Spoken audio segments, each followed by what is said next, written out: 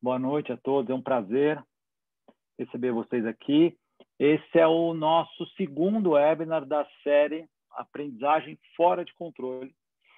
Essa série de webinars aí, eu e a Clara montamos no guarda-chuva do lar, que é Learning as a Revolution, para explorar novas formas de aprendizagem, aprendizagem sem controle, fora do controle, novos contextos, enfim, vários formatos diferentes, e a gente procura trazer pessoas bastante interessantes, com experiências bacanas, para bater esse papo, dividir e todos nós aprendermos. Então, hoje é o dia da Suzana Lisboa. Já ela vai se apresentar e vai falar exatamente o que ela faz. E a ideia, como foi da outra vez, é a gente conversar. A gente pensou, óbvio, em algumas perguntas, aí até divulgamos isso quando a gente divulgou o webinar, mas estamos aqui para um bate-papo livre. Espero que vocês também participem para a gente aproveitar o máximo dessa 1 horinha que teremos juntos. Então, bem-vindos novamente. Vou passar a bola para a Clara para fazer as honras da casa e também apresentar a Suzana. Obrigada, Ale. Boa noite a todos e todas. É uma alegria estar aqui para esse bate-papo. E principalmente recebendo a Suzana, que é uma profissional que eu admiro tanto e minha amiga querida. Quando a gente começou a pensar nessa ideia de revolução na aprendizagem, eu confesso que a Suzana foi uma das primeiras pessoas que me veio na cabeça, porque acho que tem duas coisas ali na essência do que a gente vislumbra no movimento, que é o LAR, Learning as a Revolution, que ela tem no DNA profissional dela, que é essa questão da criatividade sem abrir mão do resultado. Então, é um pouco sobre isso que a gente vai falar hoje. A Suzana Lisboa, ela é especialista em aprendizagem corporativa, mentora, facilitadora de treinamentos. Ela é formada, ela tem um MBA em Digital Business e é graduada em administração. É viciada em cursos, livros, artigos. É super boa curadora de conhecimento e referências. Podem acompanhá-la nas redes sociais, vocês sempre vão ter acesso a ótimos conteúdos. E a Suzana está já há 14 anos, tem 14 anos de experiência em empresas com aprendizagem, desde bancos, na Serasa Experian, e agora está na Amaro, criando, implementando e mensurando. Ela vai falar sobre esses vários papéis que ela exerce aqui também hoje, na Amaro como líder de desenvolvimento e aprendizagem.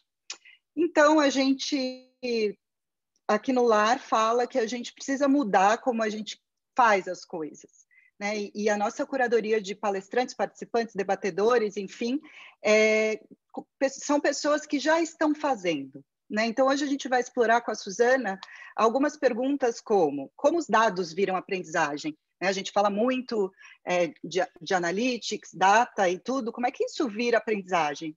Como é que a aprendizagem vira negócio fora do processo rígido que a gente costuma pensar? Como uma empresa que já nasceu digital aprende? O que nos impede de mudar? Como medir sem controlar e como engajar sem obrigar? Acho que essa é a pergunta de $1 milhão que a Suzana vai responder aqui para a gente hoje. Então, Suzana, bem-vinda. A palavra é sua. E, para começar, eu acho que seria muito bom você contar para a gente o que é a Amaro, esse modelo de negócio super inovador, e um pouco da história da empresa e como esse modelo se reflete na forma como a aprendizagem acontece por lá. Maravilha, super obrigada, gente, pelo convite, por essa introdução aí. Estou honrada aqui com tantas palavras incríveis, mas é um pouco do que a Clara falou. Acho que eu sou uma eterna inconformada, sabe? Eu sou aquela pessoa que se escuta assim, não dá. Aí eu fico com uma coisinha na minha cabeça e falo assim, não tem como não dar. A pergunta é, como dá? Qual é o outro jeito que a gente faz a mesma coisa? Tem que dar de alguma maneira.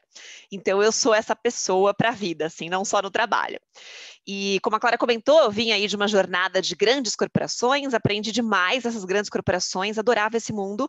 Em algum momento, por conta dessa coisinha na minha cabeça de, mas como é que dá? Eu fiquei me perguntando como é que outras empresas faziam isso. Como é que essas startups tão tecnológicas que estão nascendo agora estão olhando para aprendizado, estão olhando para desenvolvimento de pessoas e estão conectando, aprendizagem e negócio e resultado.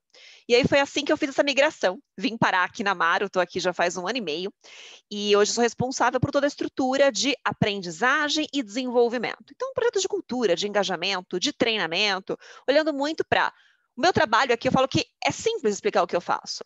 Eu preciso cuidar para que o nosso time esteja engajado, ou seja, queiram fazer as coisas, e estejam preparados, ou seja, saibam fazer as coisas. Se eles querem fazer e sabem fazer, eu vou ter performance, eu vou ter engajamento, eu vou ter resultados. Parece muito simples, mas tem bastante desafio no meio disso. E por que para Amaro isso é tão importante? Quem que é Amaro, né? Para quem não conhece ainda, Amaro nasceu como uma fashion tech. Então, ela nasceu 8 anos atrás, de 2 suíços que olharam para o varejo tradicional e falaram, esse modelo não vai funcionar por muito tempo. E aí, trabalhando em bancos de investimentos, olhando para como é que os varejos ganhavam dinheiro, perdiam dinheiro, como que os varejos quebravam, eles começaram a identificar pelos dados, oportunidades no modelo de negócio. E perceberam que dava para fazer um varejo de moda de um jeito diferente. E foi assim que eles criaram a Amaro. Então, a Amaro já nasceu para ser uma empresa digital, para ser uma empresa que rompe padrões e para ser uma empresa que aprende através dos dados. Foi assim que surgiu a Amaro. E a Amaro foi crescendo, e de uns tempos para cá, a gente não é só uma fashion tech. Então, a Amaro, além de vender roupas e ter lojas e um app, passou a ter uma super plataforma com várias coisas que essa cliente Amaro precisa. Isso veio de aprendizado, isso que é o mais interessante do modelo de negócios. Assim como a Amaro nasceu, porque o modelo do varejo tradicional não parava mais de pé, a Amaro percebeu nos últimos tempos, bastante puxado e talvez acelerado pela pandemia, que as clientes precisavam de outras coisas, tinham outros hábitos. E a gente descobriu isso olhando para o que elas consumiam, olhando para o que elas nos contavam nos feedbacks, ouvindo o que elas falavam nas visitas das lojas, o que elas falavam nos focus group. E ouvindo essa cliente, e ouvindo não só o que ela fala, mas como ela se comporta. Como é que é o dia a dia dessa cliente? A gente percebeu uma oportunidade.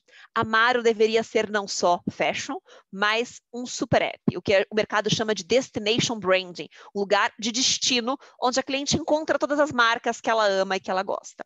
E foi assim que a Amaro evoluiu seu modelo de negócio para hoje ser um super app, uma plataforma que já tem, além da marca própria Amaro, mais de 100 marcas de soluções para o dia a dia. Coisas que combinam com a vida da cliente Amaro. Então, a gente é meio fanático aqui por essa cliente, pelas experiências que ela vive no seu dia a dia. E de que maneira que a gente lê essa experiência, o que a gente já faz e funciona, o que a gente faz e pode melhorar, e o que a gente nem faz ainda.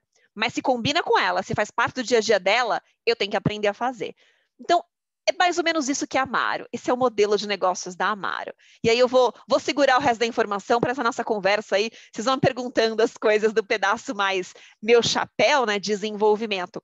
Mas é legal contar isso. A Amaro nasceu porque aprendeu com dados e segue aprendendo com os dados e com os comportamentos durante esses 8 anos. Boa, Suzana. E assim, isso que você falou, né, de ouvir o cliente, né, a gente...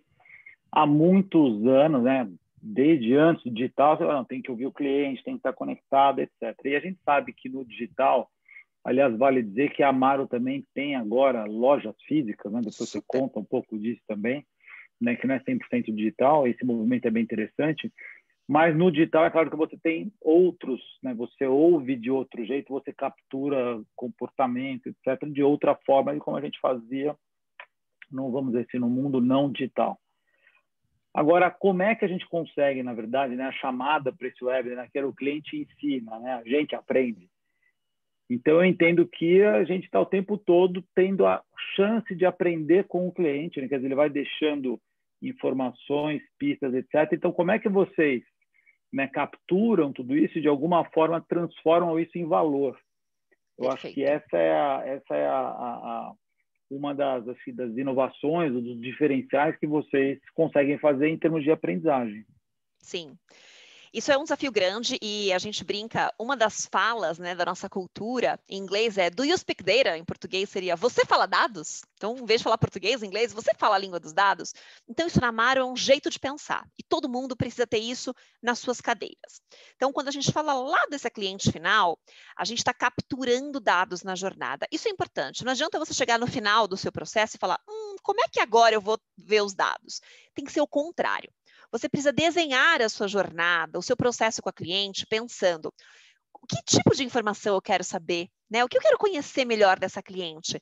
Então, isso funciona para o modelo de negócios, de capturar os dados, os feedbacks e os comportamentos durante a jornada. E a partir do momento que você sabe o que você gostaria de capturar, você cria momentos que você possa capturar. Isso vai funcionar dessa forma para cliente no final, isso vai funcionar dessa forma lá dentro de casa, quando eu falo de um time interno, de uma experiência de aprendizagem que eu faço para o meu time. Então, é sempre o contrário, acho que essa é a primeira dica que eu posso dar. Primeiro, você detalha o que é que você quer capturar, o que é que você quer saber. Aí você desenha uma experiência com momentos. Então, como é que a gente faz isso na jornada dessa cliente? Então, como vocês comentaram, a gente tem agora os guide shops, né? Que é tipo uma loja física, um espaço para ela viver. Então, quando essa cliente chega nesse lugar, a gente já convida ela a logar no Wi-Fi. Porque pelo Wi-Fi a gente sabe que ela está lá, a gente sabe quem ela é e a gente sabe um pouco mais do perfil. Nesse guide, ela pode entrar num provador, por exemplo, e lá dentro do provador ela tem um iPad, que ela pode se logar na conta dela, da Amaro. E lá ela vê o que ela já tem, o que combina com o quê, se aquela peça que ela gostou tem outra cor, tem outro tamanho. Então, não precisa ter um estoque gigantesco nessa loja, porque a cliente está interagindo. E a gente tem um modelo que o mercado chama, né, de Omni 2.0, Omnichannel, que é todos os canais estão integrados. Então, dentro da loja, ela loga nesse iPad, ela loga no caixa da loja, ela loga no Wi-Fi. Quando ela está no nosso app ou no nosso site, a gente captura o que ela tem na jornada da mesma maneira. E depois que ela vivencia tudo isso e finalmente compra alguma peça, a gente também tem uma jornada de pós, que é super leve. Então, a Amaro, ela conversa de uma forma muito agradável. A gente percebeu, a gente aprendeu que a nossa cliente, ela é informal, ela gosta de estar na internet, dos últimos memes, ela curte isso. Então, a gente conversa com ela desse jeito. Então, a gente manda uma mensagem super legal por e-mail. E aí, gostou, amor? Conta pra gente. Tem foto do look onde você usou? A gente quer ver. E com isso a gente vai capturando momentos no pós-jornada. Ela usou, ela gostou, ela compartilharia para outra pessoa e falaria bem da Amaro? Ela topa fazer um review daquela peça e a gente usar isso também? Então a gente captura tudo que ela está vivendo na loja ou no app, se interessou, pôs no carrinho, gostou, e captura tudo aquilo que ela conta para a gente quando usou. É muito dado, gente. A gente tem muita informação. E aí, a gente, dentro de casa, tem uma área grande de analytics, uma área que analisa dados, que junta tudo isso, organiza essa informação e dispara para as áreas que podem aprender com isso. Então, a gente dispara para uma área de produto, que as roupas de alcinha estão vendendo mais que as roupas de manga comprida. Então, a gente consegue aprender rapidamente com isso. E por que o aprender rapidamente é importante? Porque não adianta descobrir e a minha próxima coleção daqui a 6 meses já está inteira desenhada e comprada. Não vai adiantar nada. Então, uma coisa que a Amaro fez para poder usar o aprendizado é a gente tem uma coleção mais curta e um processo de fabricação e de entrega bem curtinho. Isso é um princípio da agilidade, né? Métodos ágeis. Então, a gente aprende rápido, erra às vezes, mas erra rápido e já corrige. Então, eu lanço uma coleção e se eu percebo coisas, aprendo coisas sobre aquela coleção, a próxima que sai dali a 3 semanas já está ajustada. Por quê? Porque todo mundo da empresa tem esse olhar. A gente aprende com o que a cliente compra, não compra, fala, não fala, usa, não usa, e retroalimenta o processo. E repensa que roupa que a gente vai construir, o que vai sair mais, qual é a cor. Às vezes, a gente até pergunta. Então, quem segue o Instagram da Amaro, percebe que a gente faz enquetes no Instagram. Tão simples quanto. O estilista está lá desenhando a coleção. Aí ele pensa assim, bolinha, poá ou estampa de flor nessa peça? Vou fazer uma enquete. Ele faz uma enquete na hora no Instagram. E o Instagram gera para ele esse insight. O estilista usa aquilo para desenhar a roupa e o time do marketing aproveita e usa aquilo para fazer as campanhas. Então, o mesmo dado, isso é uma coisa legal, ele é usado de formas diferentes por times diferentes. Ou seja, mais de uma pessoa pode aprender coisas diferentes com o mesmo dado. Desde que essa mentalidade de vou aprender com os dados e vou usar eles para gerar outras experiências, esteja na cabeça de todo mundo. Então, às vezes, muitas vezes, o meu trabalho não é criar um treinamento que ensina a pessoa a ler os dados, mas é criar um modelo mental e uma cultura de que todo mundo saiba como fazer isso e queira fazer isso. E aí, dessa forma, o ecossistema de dados da Amaro gera aprendizados em várias áreas, em várias pessoas. Bacana, você está falando que o teu desafio ele é muito mais sutil do que, vamos dizer assim, a aprendizagem tradicional, de falar assim, agora vamos ter um treinamento, um curso sobre comportamento do consumidor ou sobre tendências, porque, Até pelo que eu pode, entendi, mas não só. Isso vai acontecendo no dia a dia. Então, o Exato. teu desafio é muito de colocar, né, de fazer com que as pessoas tenham esse mindset de aprender com os dados e que isso faça parte do processo decisório, da cultura de poder errar e testar e assim por diante. Totalmente. Totalmente. Eu posso ter um treinamento, tá? Não é assim, nossa, então ninguém faz treinamento na Amaro? Não, a gente também faz. Mas o treinamento formal, gente, aquela coisa, sabe? Curso, PowerPoint, caderno, é um pedacinho do processo de aprendizagem. A aprendizagem de verdade acontece na prática, nas experiências, no meu dia a dia. E como você faz para as pessoas perceberem que elas estão aprendendo? Porque esse é um grande desafio também, né? Pelo menos nas empresas mais tradicionais, que se não é treinamento, não é sala de aula, não é curso online, as pessoas têm pouca percepção de aprendizagem. Como é que é essa construção? Sim, faz parte desse processo de cultura também, Clara. Então, primeiro que a gente conta para as pessoas, né, de que, olha, esse tipo de coisa na cultura da Amaro, isso faz parte do nosso papel, isso faz parte do que é aprender e colocar na prática. E a gente precisa de momentos onde eu coloco isso de forma mais explícita. Então, a gente tem um momento da empresa que a gente chama de All Hands, que é uma reunião recorrente a cada 15 dias que a empresa inteira participa. E a gente faz muito um processo de lessons learned, lições aprendidas. Então, as pessoas levam projetos e elas contam para as outras: olha, este projeto eu fiz desta forma.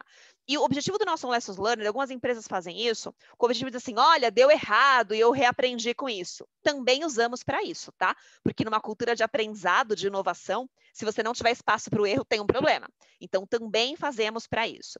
Mas principalmente para as pessoas mostrarem os seus projetos e falarem, olha, tive esta ideia, implementei o projeto assim, tive este resultado.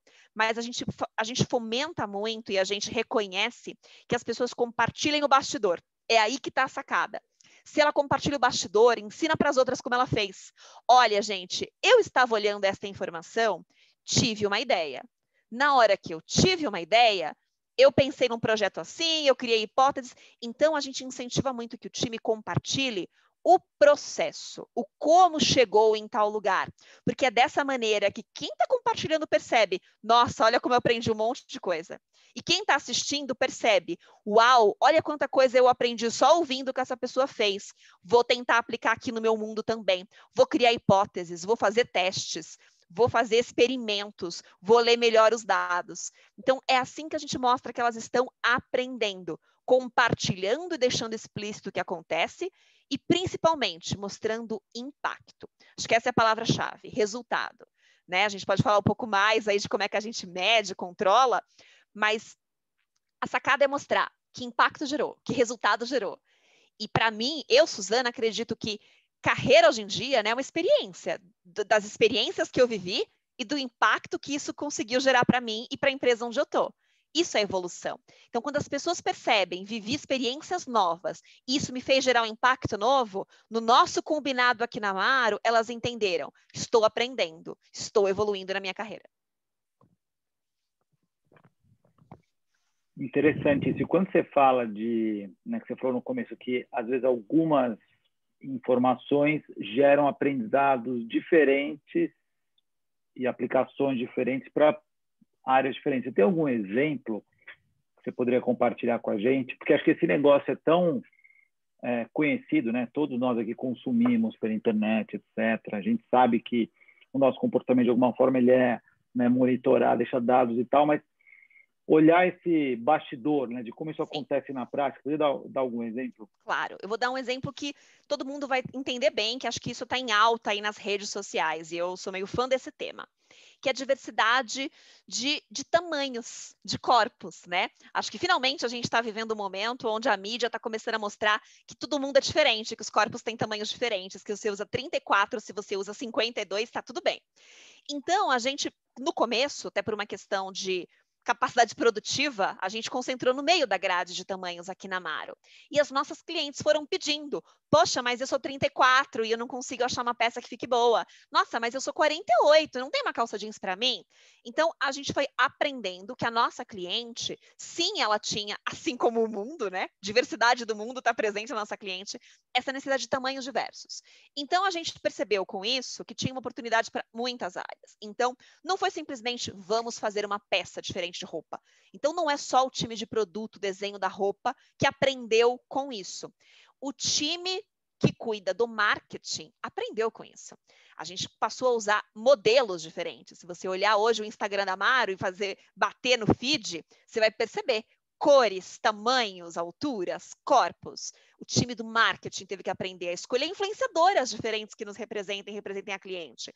O time, por exemplo, de produto digital, que cuida do app, que cuida da parte mais sistemas, teve que também fazer adaptações em todos os sistemas, pensando, opa, a cliente busca de formas diferentes. Então, tem cliente, por exemplo, que ela entra no site da Maro e ela não quer ficar olhando peça por peça para ver se tem o tamanho dela. Que tal se no site a gente fizer uma busca onde ela já coloca, olha, eu só quero ver peças que tenham neste tamanho, nessa cor, desse jeito. Então, um combo lá de tamanho para fazer o filtro por tamanho foi criado. Então, esse é um exemplo de como um feedback da cliente, um dado que a gente tinha nos feedbacks e até nas falas, né, das vendedoras das lojas, nos deu insights que, legal, marketing aprende uma coisa, produto físico aprende outra coisa, produto digital, experiência do cliente aprende outra coisa. Su, fantástico. Ouvindo assim, parece a coisa mais lógica do mundo. Não vou dizer óbvio, porque não é óbvio, tem toda uma complexidade técnica e vários saberes aí, várias ferramentas, não é óbvio, mas é muito lógico, né? Um caminho que é muito lógico. Então, você já trabalhou em organizações mais tradicionais, né? O que você considera? E a gente sabe que elas estão tentando entrar nessa velocidade, nesse aprendizado. O que você considera que são os maiores bloqueios das organizações tradicionais para chegar nessa dinâmica que você descreveu aí? Sim. Tem os bloqueios tradicionais, tá? Os sistemas não se conversam porque tem o sistema legado e não dá para fazer integração, palavrinhas aí que quem vive no mundo das Big Corps conhece muito bem, eu vivi bastante na pele. Gente, às vezes mudar todos os sistemas, mudar tudo de uma vez, é muito difícil, ou quase até impossível. Então, eu acho que o que eu tiro de aprendizado desse mundo que eu estou vivendo aqui, para os lugares grandes por onde eu passei, você precisa primeiro começar menorzinho, sabe? Então, você não precisa mudar a empresa inteira, transformar tudo de uma vez. Você pode criar ali um espaço, um time, um projeto, uma espécie de uma incubadora de um tema, onde ali você simplifica. E o simplifica que eu falo, gente, às vezes é fazer testes muito caseiros, tá? Então, às vezes na Maro, a gente faz testes caseiros, do tipo, não tem nenhum grande sistema por trás, não. A gente usa o Instagram, usa uma planilha no Google Sheet, que, sabe, que gera um Google Form, o simples, para que a gente consiga testar. A palavra-chave aqui é essa, testar. Grupo pequeno, poucas pessoas, ferramenta simples, testa com um grupo pequeno de clientes, para você aprender com o processo. Esse grupo pequeno vai te ensinar onde é que estão os gargalos, onde é que trava, onde é que para em outras coisas. E se é um grupo pequeno e um projeto pequeno, é fácil você conversar. Ganhar a velocidade que você falou, claro, acho que a palavra velocidade é boa, né? Às vezes uma empresa grande, com muitos projetos, muitas áreas, é demorado o processo de se fazer isso. Se você fecha isso num grupo menor, com poucas pessoas, e faz um pilotinho, um teste, essas pessoas se conversam muito mais fácil. E a agilidade, ela não está necessariamente em fazer muito rápido, entregar muita coisa, mas está em ser flexível, em poder ajustar a rota. Então, por isso que é legal um projeto menor, porque você vai testando. Deu certo, segue. Não deu certo, beleza, para e já vai para outro caminho. Se tem muita gente, muito processo, muito sistema, muito redesenho, é difícil mudar a rota. Pensa num navio. Se ele precisa mudar para a direita, ele vai demorar muito mais tempo. Pensa num barquinho, uma lanchinha pequena, ela vira muito mais rápido. Então, testem e aprendam com grupos menores, com projetos menores. E aí os aprendizados disso vão gerar insights de legal. Agora, como é que eu simplifico o projeto maior? Você deu um exemplo no começo de que as pessoas compartilham bastante entre elas, né?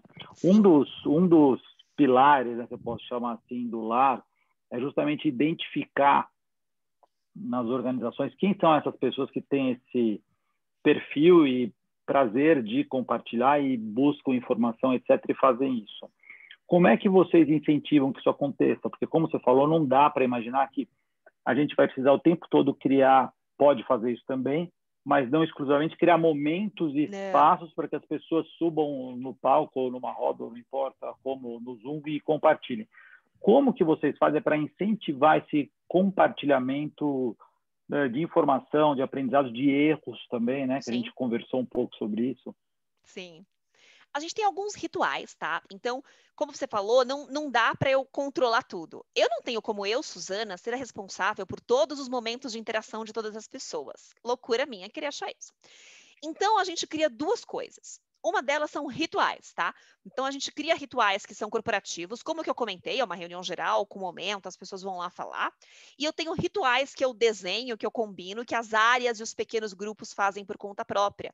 Alguns rituais até bem comuns da agilidade. Então, a gente recomenda que todo mundo, né, que trabalha nos grupos, aqui são os squads, mas poderia ser qualquer grupo de pessoas, ao final de cada projeto, faça uma rodada de e aí, como foi? Né? E aí as pessoas vão conversar, isso deu certo, isso não deu, isso foi assim, isso foi assado. Isso funciona para um grupo que já trabalha junto, mas a gente também incentiva que isso aconteça nos grupos maiores, que no modelo da agilidade é o que a gente chama de tribes, né? Então são grandes grupos que têm uma mesma razão de existir. Então a gente também fomenta que pessoas de uma tribe. E o que é uma tribe? Vou dar o exemplo da Amaro. Uma tribe na Amaro, a gente chama de acquisition and retention. É aquisição e retenção de clientes. Isso é uma tribe. É uma galerona pensando nisso. E eu tenho outro grupo, que é o grupo de produto físico. Desenha a roupa. Eu fomento muito forte que algumas pessoas de um grupo participem das reuniões recorrentes do outro grupo. E vice-versa. Como? Fazendo perguntas, levando projetos, respondendo perguntas. Assim eu faço com que o conhecimento que está instalado em um grupo, a partir dessas 2, 3 pessoas que fizeram uma troca, um intercâmbio, possam ir para o outro grupo. Um exemplo disso está acontecendo agora nas lojas. É super recente, é super novo. A gente começou a fazer intercâmbios. Eu pego uma pessoa, que é um vendedor de uma loja muito bom. Quantas lojas, Suzana? Desculpa Hoje tem 14. Tá. Então, eu pego uma pessoa de uma loja que manda muito bem, que conhece muito bem as coisas que aquela loja faz bem, e outra pessoa de outra loja, porque cada loja desenvolve suas técnicas e seus aprendizados. Aí eu faço um intercâmbio. Eu pego essa pessoa, coloco um dia nessa, e essa pessoa um dia na outra loja. E essas pessoas, elas viram pontos chaves de compartilhar conhecimento. Então, eu crio esses rituais, o intercâmbio entre lojas, uma troca de pessoas entre áreas, participar de reuniões oficiais, fechamento de ciclo a cada projeto para falar de lições aprendidas. E, além disso, eu crio grupos de pessoas-chave. Então, eu tenho 2 grupos muito importantes na Amaro para que isso aconteça. Um grupo é o de multiplicadores de conhecimento. Então, a gente faz um levantamento com os times de quem são as pessoas que são referência num determinado assunto técnico. Então, eu tenho uma pessoa referência de UX, uma pessoa referência de atendimento ao cliente, uma pessoa referência de gestão de projetos e por aí vai. E aí eu pego cada pessoa dessa e elas fazem parte do meu programa de multiplicadores internos. Então, eles têm um desafio que é, de fato, aplicar treinamentos, e eu ajudo eles com isso, mas não apenas. Eles são referências reconhecidas pelo time. Eles têm essa missão e eles recebem essa missão junto com o convite. Eles ficam muito felizes, porque eles sabem o quanto eles são disseminadores. Além do grupo que dissemina conhecimento mais técnico, eu tenho um grupo de ícones da cultura. São pessoas que o próprio time vota num programa de reconhecimento anual. são as pessoas que mais representam a cultura da Amaro, que mais fazem e têm comportamentos alinhados ao que a gente espera. É o grupo que vota, é o grupo que decide e rola uma premiação, tipo um Oscar. Esse grupo, no final do ano, viram os meus cultural icons, são os ícones da cultura. Eles também têm esse papel de disseminador, muito mais do soft, muito mais do como fazemos as coisas. Então, eu tenho 2 grupos oficiais que também têm esse papel de disseminar coisas e me ajudar, cutucando, fomentando, são abelhinhas, pensando ali no mundo, né, das flores, a abelhinha vai lá numa flor, vai lá na outra, leva o pólen para cá e para lá.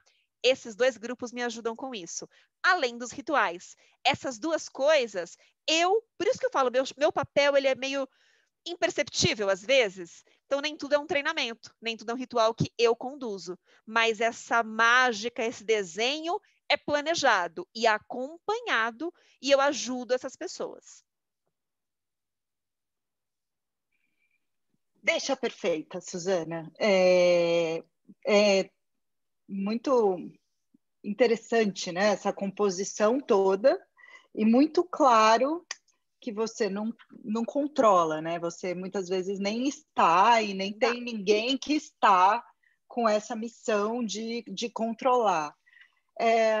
Como é que isso acontece, assim? Porque eu tenho certeza que tudo que a gente já ouviu aqui, com certeza você gera indicadores de resultado, Muitos. Né? Como que é? Conta pra gente, assim, como que é essa questão do controle, do resultado, como que você mede, se essas pessoas também se envolvem nesse tipo de mensuração, como é que funciona isso?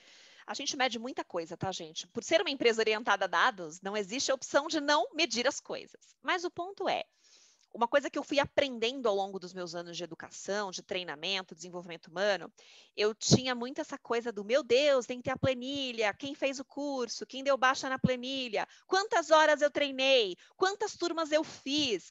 E eu chegava no final do ano super orgulhosa, falando, nossa, esse ano eu rodei tantas turmas de treinamento.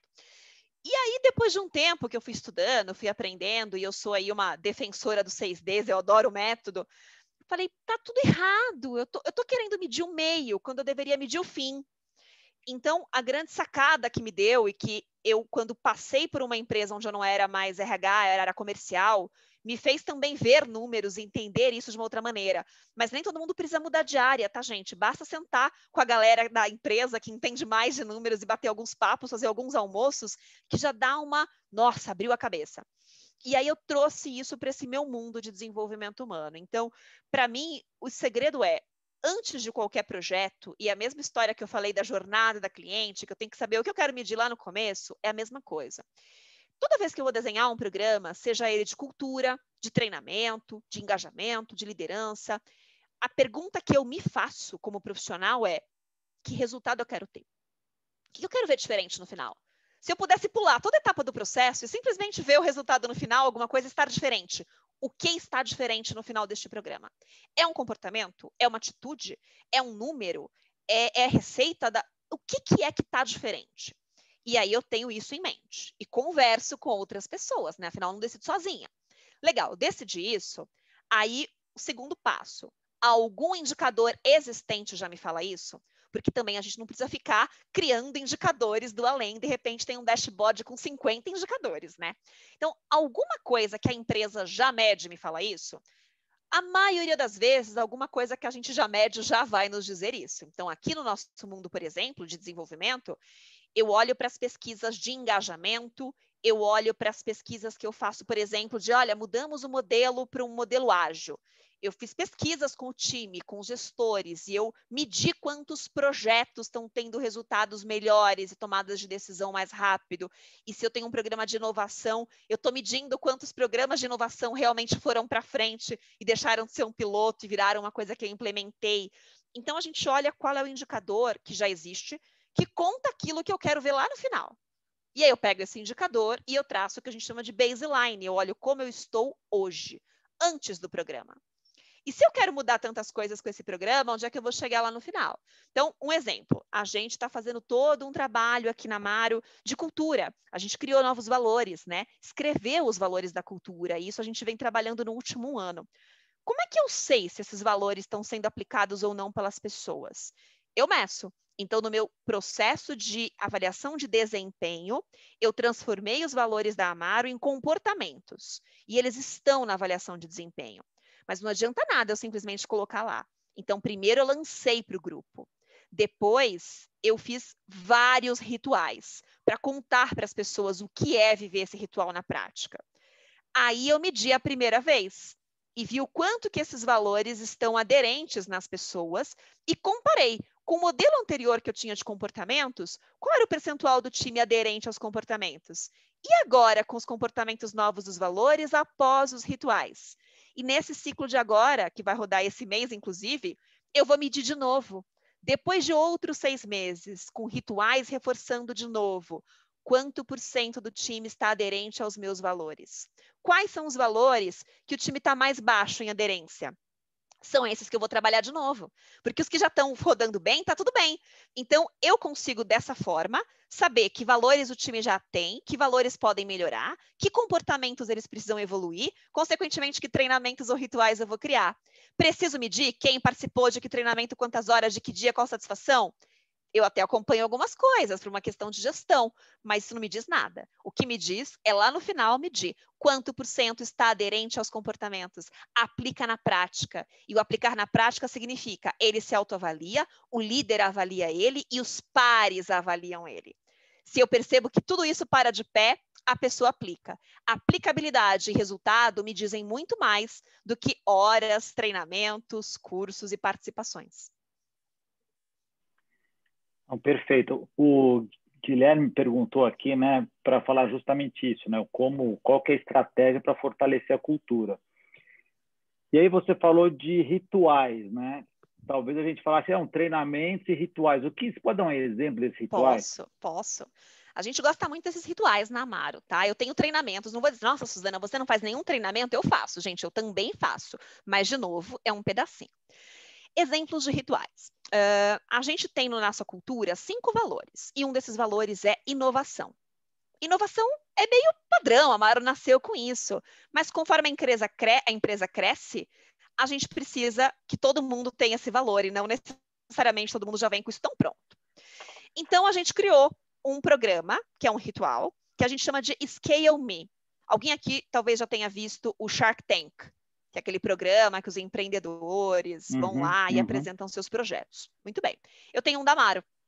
Mas eu não quero simplesmente que as pessoas vendam seus projetos. O objetivo é aprender, concorda? O objetivo é colocar o valor em prática. Então, eu convido uma série de empreendedores da rede da Amaro, parceiros nossos, amigos nossos. Um exemplo de um que já veio falar com a gente foi o fundador da Insider Store, que são umas camisetas que não suam, que tem um tecido diferente. Na banca, por exemplo, a gente convidou a fundadora da Pants, aquelas calcinhas que já fazem todo o trabalho, elas são absorvente, enfim. Então, a gente chama parceiros, aciona a rede de gente que se identifica com a gente, treina as pessoas. Então, eu ensino quem quer participar do programa. O que é um projeto? O que é um ROI? O que é um business plan? Como é que eu estruturo uma ideia? Como é que eu valido uma ideia? Como é que eu piloto? Como é que eu monto um pitch? Eu ensino para as pessoas durante 2, 3 meses. E é opcional, entra quem quer. Elas aprendem um monte de coisa sobre inovação. E aí eu tenho uma banca e as pessoas vão lá e apresentam seus projetos. Quem ganha, além de ganhar um curso de inovação super bacana, de futurismo, enfim, ganha o direito de colocar o projeto para rodar. Ganha o time, ganha o espaço e o projeto roda de verdade. Isso é um ritual. Outros rituais mais simples que eu tenho um canal de reconhecimento recorrente, que fica dentro do canal de comunicação que a gente usa, que é o Slack. Assim, as pessoas podem se reconhecer. Uma reconhece a outra de um jeito muito fácil, né? Assim, nossa, tem que abrir um sistema de indicação, porque agora tem que indicar. Não, tá no dia a dia. Tem que ser simples o ritual, gente. Eu tenho momentos com os founders. Todo mundo, uma vez por mês, pode se inscrever num bate-papo absurdamente aberto e transparente com os nossos fundadores. Pergunte qualquer coisa, fale qualquer coisa. 5, 6 pessoas batem um papo de 1h30 com cada fundador todos os meses. Então, para cada valor da cultura, a gente quebrou em rituais, em coisas que acontecem, onde você pode não só ver a cultura, mas viver. e aprender a ter aqueles valores. E aí você vai vivendo esses rituais e no final você fala, ah, agora eu entendi que história é essa de inovação aqui na Amaro. Não, agora essa história de dor de dono faz sentido. Agora eu sei o que eu posso fazer de forma muito prática. Isso são os rituais. São transformar em vivências, em experiências muito simples, muito aplicáveis e engajadoras, que eu não posso convencer ninguém. Tudo isso é aberto, gente. Nada é obrigatório. E eu tenho fila de espera, as pessoas querem participar, porque é legal, porque eu vou aprender e porque é gostoso. Aprender não tem que ser chato, muito pelo contrário. Então, é assim que a gente faz os rituais. Entendi. Agora eu estou pensando aqui uma coisa, né? Me colocando no lugar de uma pessoa que trabalha numa empresa mais tradicional, olhando e falando assim, tá bom, isso aí é fácil de fazer, porque você já nasceu digital, a cultura estava lá desde o começo. Como é que eu faço isso numa empresa mais tradicional, que não tenha nascido digital, enfim? Como é que dá para fazer isso ou dá para começar a fazer? Porque tudo isso parece, eu sei que não é fácil, né? Mas você contando, parece tudo muito, tem um monte de desafios, né? Muito fluido, que as coisas acontecem, etc. e tal. Mas ir numa empresa, né, vamos dizer assim, diferente, uma empresa mais tradicional, talvez com mais tempo, né? Você tem 8 anos, né? Então, numa empresa de 80 anos, né? Como é que seria isso? Eu vou contar como é que eu fazia quando eu estava nas grandes. Eu já vim das grandes, né? Eu tenho muito mais experiência, na verdade, nas grandes. Então, dos meus 14 anos, só 1 ano e meio está em startup. O resto eram big corps. Então, eu vou dizer como é que eu fazia. Eu ia pelas beiradas. É o melhor jeito de explicar. Então, em vez de lançar um programa gigante, com milhões de fases, de etapas, de coisas, eu lançava um projeto pequenininho. Então, por exemplo, se eu trabalhava numa empresa onde eu atendia várias áreas diferentes, eu sentia ali qual era dessas áreas que eu atendia a área mais aberta, sabe, que topava fazer uma coisa mais diferente. E aí eu conversava com as pessoas-chave. Então, assim como aqui eu tenho lá esses grupos que eu comentei, os ícones da cultura, os multiplicadores de conhecimento, você faz uma leitura de rede. Quem são as pessoas ali naquela área que é um pouco mais aberta, que são influenciadores, que compram a ideia se for uma ideia legal? E aí você combina o jogo antes. Sabe a reunião da reunião? Às vezes tem que fazer a reunião da reunião. Você vai lá e combina o jogo antes. Poxa, eu tô com uma ideia de fazer um projeto assim. E você não conta assim, olha, o projeto vai ser incrível, porque vai ter essas etapas. Inverte a conversa. Estou com uma ideia de fazer um projeto assim, porque eu percebi um problema que eu posso resolver. E se eu aplicar o projeto que eu estou pensando, o problema A vai ser resolvido de tal forma. O que você acha? Aí, provavelmente, essa pessoa que você achou ali, que pode ser teu parceiro, né? Se ele ouvir, tem um problema e essa pessoa está me dizendo como resolver. Pô, quero saber mais. Boa, aí você abre. Isso é técnica de venda, tá, gente? Eu também tenho toda uma experiência em vendas consultivas, eu aprendi isso com vendedores e trago isso para o meu mundo. Então, você encontra as pessoas certas e você combina o jogo com elas. E você mostra, tem a solução para o seu problema, vai ser assim. Você topa comigo? Topo. Se você tem 2, 3 que compraram a ideia contigo, aí você consegue levar isso para um comitê maior, já pré-aprovado.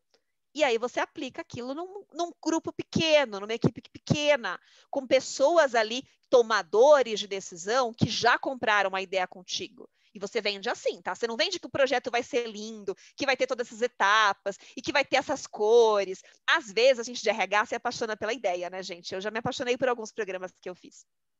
Mas não adianta a gente querer vender por esse lado. Então, a gente sempre vai vender. Problema que eu identifiquei e como é que eu vou resolver. Você topa? 2, 3, vocês topam? Então, vamos comigo. Apresenta um projeto para um grupo maior, projeto pequeno. Não começa querendo fazer 30 rituais de cultura. Começa com 1, começa com 2 e espera dar o resultado. Se você trabalhou bem o desenho desse projeto, você sabe qual é o problema que você quer resolver, o dado, o KPI, o indicador que te conta isso hoje e onde você quer chegar no final. E aí você mede. Aí você volta lá no grupo e fala assim, pessoal, sabe aquele projeto que eu queria resolver o problema A? Então, vim contar que eu resolvi o problema A e o problema B. Então, aqui os indicadores. Legal, né? Olha, agora que isso aqui deu certo, eu tenho aqui uma lista de outros problemas que eu posso resolver similar. Bora? É assim que eu conseguia orçamento. É assim que eu colocava projetos para rodar. É assim que empresas grandes como as que eu trabalhei, com coisas tão estruturadas e às vezes até massificadas, porque precisava, eu conseguia criar alguns projetos diferentes em uma área ou outra, que em algum momento poderiam até virar um projeto geral de todo mundo, sabe? Então, a sacada é essa, usa essas técnicas, sabe? Começa pequeno, arruma aliados, mostra o problema que você vai resolver, dá o resultado depois, e aí você vai crescendo. Não, você falou de 6Ds, é perfeito você começar pelo problema, né? Na verdade, claro. Começar pelo desafio, o que tem que ser resolvido. Mas você falou uma coisa que eu vejo que é difícil nas empresas grandes, ou que tem mais processo e tal, que é um pouco do mindset. Aí eu vou usar uma analogia da moda, né? Que é o one size fits all. Então, quando você está numa empresa grande, normalmente você pensa assim, tá, mas se eu fizer isso aqui, tais pessoas não vão conseguir participar por motivo A, B ou C, ou isso aqui pode funcionar aqui, mas não funciona ali. E aí você acaba chegando numa média, numa solução que serve para todo mundo, e aí acaba não conseguindo necessariamente inovar e até trazer alguma coisa que realmente mexa o ponteiro. Então, eu acho que uma mensagem importante que você está dando aí é que você tem problemas e desafios diferentes nas áreas que devem ou deveriam ter soluções de aprendizado também diferentes. Sim. Que é um pouco anti-mindset, one size fits all. Eu tenho que ter, né, uma plataforma, estou dando um exemplo qualquer, ou um tipo de treinamento X tem que ser igual para todo mundo, e não necessariamente isso funciona. Sim. Às vezes eu até discuto, né, com várias pessoas, porque é até mais fácil, né? Então, quando você monta aquela academia, claro, né, você vai são 8 competências, né, uma por mês, todo gestor tem que passar por todas. Depois que você construiu, você liga lá o botãozinho, isso vai acontecer nos próximos 2 anos, 400 pessoas vão passar por aquilo ali. É mais fácil de construir, é mais fácil, talvez, de controlar, mas o resultado é pífio, né? A gente sabe disso. Então, eu acho que isso que você falou, esse mindset aí de ter esse olhar, né, quase que é localizado, né, que quando a gente pensa até no lar, né, como mindset mesmo, é você olhar, bom, mas qual que é a questão aqui? Que pode ser numa geografia, que pode ser numa área, pode ser num grupo, enfim, como que você pilota alguma coisa que talvez sirva para mais gente, né? Talvez seja um tamanho M, mas talvez seja um tamanho, sei lá, um 44. Isso. Esse é um ponto importantíssimo, Ale, porque assim, não é que você tem que customizar absolutamente tudo também, tá? Não é assim, nossa, tem que ser tudo diferente para todo mundo. Não. Mas o ponto é isso, entender o teu cliente, né? E teu cliente te conta isso também, te conta nos resultados. Por que essa turma de treinamento foi tão boa para aquele grupo e agora eu fiz uma segunda e não foi tão boa? E as pessoas não conseguiram aplicar e o resultado não foi o mesmo? Porque talvez o problema a ser resolvido fosse outro ou o perfil das pessoas participantes era outro. Então, isso é uma coisa que a gente não precisa, de novo, customizar tudo e mudar tudo para todo mundo, né? Não dá para resolver todos os problemas do mundo com coaching individual para cada participante, para cada demanda. Não tem como. Mas você tem como criar algumas soluções que vão conseguir atender. Então, você não precisa ter uma, nem precisa ter 200, mas talvez você tenha 3 ou 4. E aí sim, você vai alocar as pessoas olhando qual é o problema, qual é o perfil. Então essa é melhor para você, mas para você aquela outra é melhor, dentro de um pool de coisas já prontas. Boa, tem uma pergunta aqui. Você quer falar sobre a pergunta, Clara? Eu vou falar sobre a pergunta. Te ouvindo falar sobre os rituais, né, a gente intui aí uma série de coisas e fica imaginando como isso acontece na prática, na vida real, né? Como é que rola isso, o calor do dia a dia disso daí. Então, tem uma pergunta da Ana, que eu acho que tem relação com isso, e eu gostaria de complementar a pergunta dela também. Então, a pergunta da Ana é sobre soft skills. Né? Como é que se dá o desenvolvimento em soft skills nesse contexto da Maro? Como é que isso acontece? Eu intuo que isso está ali nos rituais de alguma forma, né? Principalmente desses valores, mas isso deve estar também em outros lugares. Então, soft skills. E outra coisa que me ocorre a respeito dos rituais é, meu Deus, hoje eu ouvi tanto, não tenho tempo, não dá tempo, não vai dar, me parece tanta coisa na rotina das pessoas, e você não obriga, né? Provavelmente não é. Então, como engajar sem obrigar? Então, soft skills e como engajar sem obrigar nesses rituais. Vamos lá, soft skills. Na verdade, desculpa, mas assim, essa pergunta já tem a resposta, né? Porque obrigar não engaja ninguém, né? Não engaja, gente. Sabe disso. Não. É assim, tem hora que você obrigou, você desengaja, né? Ah, eu tenho lá uma política de segurança da informação que eu preciso que todo mundo da empresa conheça? Tenho. E aí eu tenho lá um quiz, eu tenho lá uma política para ser lida, eu coloco num formato mais legal, mais agradável. Mas, gente, é obrigatório. Tipo, quando você compra uma casa, você vai ter que ler o contrato, então não tem jeito. Mas algumas coisas, muitas dá para fazer diferente. Então, soft skills, por exemplo, eu tenho alguns treinamentos, tá? Não que eu acho que o treinamento resolve todo o problema. Nossa, tenho que desenvolver aqui a capacidade de networking, de redes, de relações. Vou dar um treinamento e vou resolver o meu problema. Não, treinamento, ele começa a trabalhar a questão, ele abre a cabeça. Mas aí eu tenho que fazer ações práticas. Então, por exemplo, dei um treinamento de accountability, de sentimento de dono para o time. Poxa, eu preciso que as pessoas façam planos de ação. Então, no próprio treinamento, eu tenho lá uma autoavaliação que a pessoa faz. Às vezes eu faço até um formato de bingo, quase que de uma coisa revista Capricho. Quem é muito jovem não vai nem saber o que é isso, né, gente? Mas um testezinho, assim, mais divertido, para você sensibilizar, entender o que eu já sei, não sei, conheço, não conheço, faço, não faço. Aí roda o treinamento. E durante o treinamento inteiro, a gente cria uma espécie de um framework, de um plano de ação, que a própria pessoa vai pensando e falando, isso aqui é importante, isso aqui eu vou fazer. Mas tem momentos no treinamento, paradas no treinamento, que a pessoa vai preenchendo aquele plano, aquele formulário, aquele framework para ela. Acaba esse treinamento, eu convido os gestores. Olha, seu funcionário fez, está aqui uma... Eu boto isso no sistema, eu tenho um sisteminha que não é tipo um Trello, é o Asana que a gente usa, mas tem o Trello, o Asana, qualquer ferramenta de gestão de projetos. Eu crio uma tarefa padrão, duplico para todos os gestores, com o plano de ação que a gente combinou. Assim, gestor, seu funcionário X fez o treinamento, está com plano de ação, no teu próximo ano, conversa com ele. E esse gestor vai ajudar o funcionário a, olhando o plano de ação que está na mão dele, que ele fez porque ele se sensibilizou e sabia o que ele tinha que evoluir, que melhorar, e o gestor que faz conversas, feedbacks, one-on-ones, vai fazer o acompanhamento com ele, né? Onde? Vai inventar reunião para isso? Não, não, não. Nos rituais já existentes, nas reuniões de um a um que já acontecem quinzenal ou semanal. E ele vai acompanhando. Poxa, me conta onde você aplicou esse conhecimento dessa semana. Nossa, eu vi naquela reunião que você usou tal coisa. Como é que foi? Poxa, eu estou percebendo que você ainda tem alguma questão aqui, né? Eu queria te dar um feedback. Acho que você pode usar melhor este comportamento. Então, gente, soft skill, desenvolver comportamento é exercício, é processo, sabe? Você sensibiliza para que a pessoa queira ir ao treinamento, saiba que ela tem algo a desenvolver, o que ela vai ganhar com aquilo. Aí você ajuda no treinamento ela a aprender e ela colocar no papel como é que ela vai transferir para a prática, né? Como é que ela vai aplicar. E o gestor ajuda ela com feedback, deu certo, não deu, foi, não foi, resolveu, não resolveu. E aí, ao final, ela vai perceber a evolução. Ela, no final, vai poder olhar para o plano que ela desenhou e falar, nossa, eu estou fazendo isso diferente. Isso me gerou um impacto positivo que antes eu não via. Pronto. É assim que a gente engaja sem obrigar. Você sensibiliza que há algo a ser desenvolvido e mostra o ganho que a pessoa vai ter com aquilo. E aí você ajuda ela a desenvolver. E vai mostrando pequenos ganhos, pequenas conquistas. Ao final, ela se empolga e ela vai querer fazer aquilo de novo. Alguns PDIs a gente mesmo faz, tá? Então, óbvio, eu não tenho muito braço, né? No time era só eu até semana passada, agora tem eu mais uma pessoa. Uhul! Então, a gente faz alguns PDIs a gente mesmo.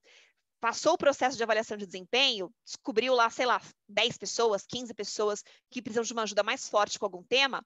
Então, eu tenho sempre um PDI de comunicação não violenta acontecendo, um outro de gestão de tempo, um outro de relacionamento. E aí, esse processo que o gestor faz, eu faço junto, como um reforço. Mas só consigo entrar em alguns. Boa, obrigado. Estamos quase no fim, Clara. Agora tem aquela sua pergunta lá, né, a que a gente faz em todo pergunta, a webinar. pergunta? A pergunta. Tá. Passou rápido, são 2 para as 8 já. Passou rápido. Bom, Su, eu vejo que estamos no mesmo movimento aí, né? O Lar é uma iniciativa nossa e é muito... em breve, enfim, ações concretas a gente estão surgindo, a gente está desenhando, mas a gente começou o movimento mesmo para que essas ações emergissem, né? Então, com muita escuta, muito estudo, conversando com muita gente, etc., o Lar está querendo buscar aí a revolução na aprendizagem corporativa E você falou em algum momento também, no começo da sua fala, e a gente acredita demais nisso, que não significa desqualificar o que a gente faz. De forma De nenhuma. forma alguma. É evoluir. Né? É acrescentar. Evoluir e também aprender a ouvir os sinais fracos da revolução que já está acontecendo. Né? Porque mesmo quando a gente não está com essa visão que você colocou hoje tão estruturada de algo mais sistêmico, né? Isso está acontecendo nas empresas, né? A gente sabe, as pessoas têm um problema, elas estão se juntando, estão conversando e o LAR vem para potencializar isso daí, né?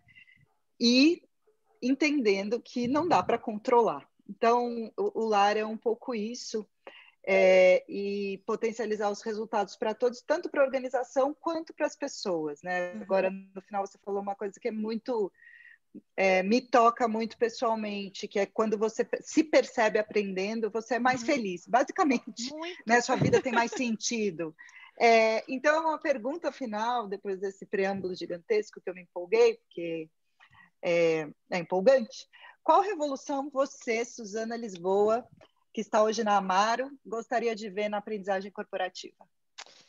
Olha, tem muitas revoluções que eu quero ver na aprendizagem corporativa, mas para eu falar de uma que de fato essa mexe muito comigo, eu quero ver os participantes, os aprendizes desse processo conseguindo ver esse impacto, sabe? Porque às vezes me dói as pessoas fazerem um programa enorme e aí elas aprendem, elas até aplicam, mas não necessariamente elas conseguem ver, olha, foi esse o impacto que eu gerei, foi esse o resultado, isso foi bom para mim ou para a empresa.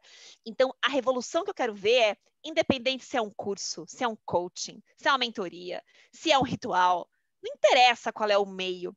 Eu quero que as pessoas tenham essa alegria, essa animação, essa empolgação de ver, uau, gerei impacto, aprendi algo novo e pude ver onde que isso mudou a minha vida, a vida de outra pessoa, alguma coisa na organização.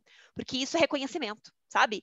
E isso é um reconhecimento tão importante, tão válido, como uma promoção, uma cadeira diferente, um salário diferente, porque isso motiva a gente, isso é propósito. Então, a revolução que eu quero ver é essa. Eu quero ver os aprendizes conseguindo ver o impacto daquilo que eles aprendem. Muito bom, bacana, inspirador mesmo. Agora, ó, eu comi bola, depois dessa, né, dessa fala maravilhosa, mas tem uma pergunta que eu não vi da Karen aqui, que é assim, como é que você faz, né, para manter toda essa troca espontânea, etc., nesse ambiente remoto? Está dando para fazer isso? Sim, tá dando. Nesse É mais momento de desafiador, pandemia? gente. Se eu falar que tá facinho, não tá. Então, o que está sendo feito no ambiente remoto? A gente, de fato, teve que criar mais rituais, sabe? Mais momentos. Momentos de grupo grande, momentos de grupo pequeno e fomentar que mais rituais aconteçam. Porque, diferente do mundo presencial, que eu tinha o almoço, o café, a troca de sala entre uma reunião e outra, não tem mais, e isso faz muita falta, tá? Então, o que a gente está fazendo é criando momentos mais formais dos rituais e deixando que o que acontece no ritual tenha mais essa flexibilidade, essa abertura. Mas a gente aqui, como time de RH, como gestores, estamos sim precisando criar mais momentos, mais rituais, mais encontros para que essas trocas aconteçam. Então, a gente não controla no sentido de o que foi falado, como foi feito, qual foi o indicador, mas eu preciso ter ali aqueles triggers, sabe? Para dizer assim, olha, eu Você estou gera criando aqui um mais momento. momentos e Eu tenho que espaços gerar, para isso eu acontecer, tenho que gerar. porque ele não Então, acontece ele não naturalmente, tão acontece naturalmente. naturalmente. Então, eu gero, né? Tá. E a gente, dependendo, né, aos poucos, vai conseguindo fazer uma coisa ou outra presencial, com toda uma logística, né? A gente fez recentemente um encontro que foi presencial. Gente, eu estudei como é que higieniza microfone, assim, é outra realidade de mundo. Dá para fazer, mas também é tudo diferente. Então, tem sim, o jeito de fazer isso, não se perder no virtual, é criar esses momentos formais, informais, uma reunião, uma troca, um café virtual, um happy hour virtual, um almoço virtual, para que isso aconteça de uma maneira um pouco mais estruturada. Então, a gente precisa dar uma forcinha para que isso continue acontecendo. Super obrigado, adorei a conversa. Ó. Já são mais de 8 horas. A gente acabou, o tempo passou super rápido e gostei muito, né, tudo que você falou faz super sentido e conversa muito com essa ideia do lar que a gente tem, né? Dessa revolução, como a Carla falou, de que as coisas já estão acontecendo. Super. O que a gente pode fazer, mesmo começando pequeno, mesmo provocando alguma coisa, que a gente pode fazer para capturar tudo isso nesse ecossistema de aprendizagem, né? Que a gente está falando, sem também jogar fora aquilo que é feito, mas sim agregando e construindo. Então, acho que tem... E muito bacana você falou do impacto, né? Então, eu quando a acredito gente demais nisso. Pensa no indivíduo, ver o impacto, reconhecer isso, para ele mesmo é uma tremenda recompensa, né, do esforço e tal. Então, super obrigado, foi muito bacana mesmo. Eu que agradeço, gente, a tua convite, participação. bate-papo. E vamos fazer outros, hein? Tenho várias ideias aqui, né, claro? A gente já está maquinando aqui. O próximo papo vai ser sobre aprendizagem intencional ou intencionalidade na aprendizagem. Também que é uma competência bastante falada, né, nos últimos tempos, né? Já está até inclusive no livro da Clara e do Alex, isso. Então a gente vai bater um papo sobre isso no próximo webinar, que vai ser, se não me engano, dia 25, né, Clara? É isso, 25 ou 23? Creio que 25, mas 25. vocês todos saberão. Mas a gente vai comunicar a todos vocês. Então, super obrigado, Su, obrigado mesmo. Obrigado você também, Clara. Muito obrigada, Su. Muito obrigada a todos que ficaram com a gente aí. Comentários super entusiasmados, carinhosos, ótimas perguntas. É muito bom poder a gente se sente próximo das pessoas, né? Olhando na mesma direção. Então, obrigada mesmo pela cumplicidade aí nessa revolução. E espero vê-los no próximo encontro, que vai ser bacana também. Obrigada, Su, pela presença mais uma vez. Obrigada, gente. Já estou animadíssima para participar e ouvir e aprender o próximo encontro. Estarei aí acompanhando vocês, com certeza. Obrigada pelas perguntas aí, gente. Valeu. Até a próxima. Até.